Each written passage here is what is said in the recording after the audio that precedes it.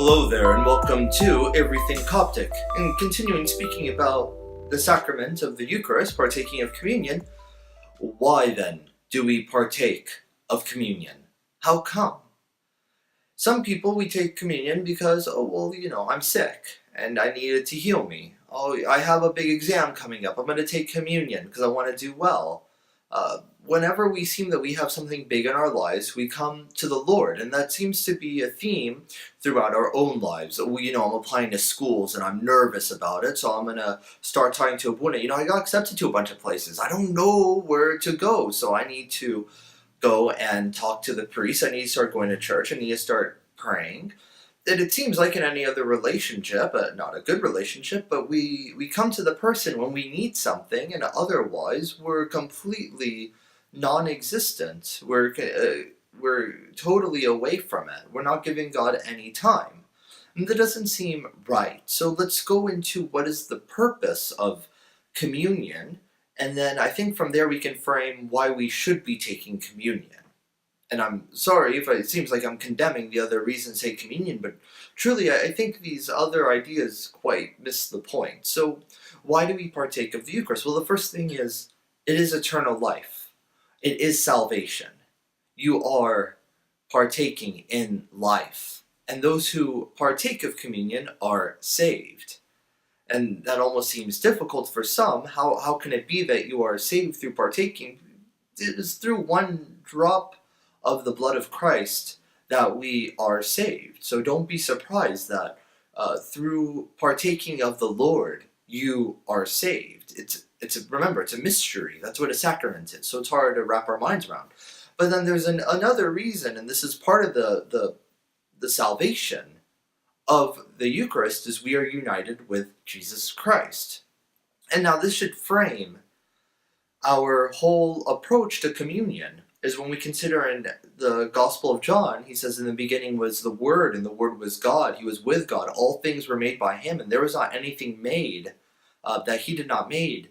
In him he is the light, and the light shines in the darkness. The darkness cannot comprehend it. If we are living in darkness, if we are living in sin, and we partake of the Eucharist, it cannot comprehend it. There's a moment. There is a powerful moment, a moment of fire, where we must decide, or do we follow the Lord? Do we submit to him? Do we fall in repentance to him? Or do we continue the way we are? And if so, if we do the latter, we are condemned. If we do the former, we are saved. But this moment should not occur immediately at the time of communion. This should occur immediately before, or not immediately before, but before communion. And how come? Let's say I'm going to meet an important person. Let's say I'm going to go to a job interview. Let's say I'm going to have a very critical moment in my life.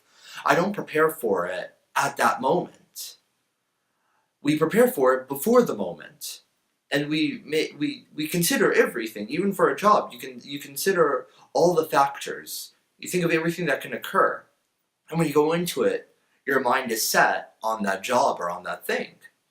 And that's how we need to be with communion. We need to prepare our minds and our hearts beforehand, knowing our decision. And what is that decision? That I'm going to allow the Lord to come into my life, to transform me, that I may partake with him, that I may be united with him, that I may be saved with him.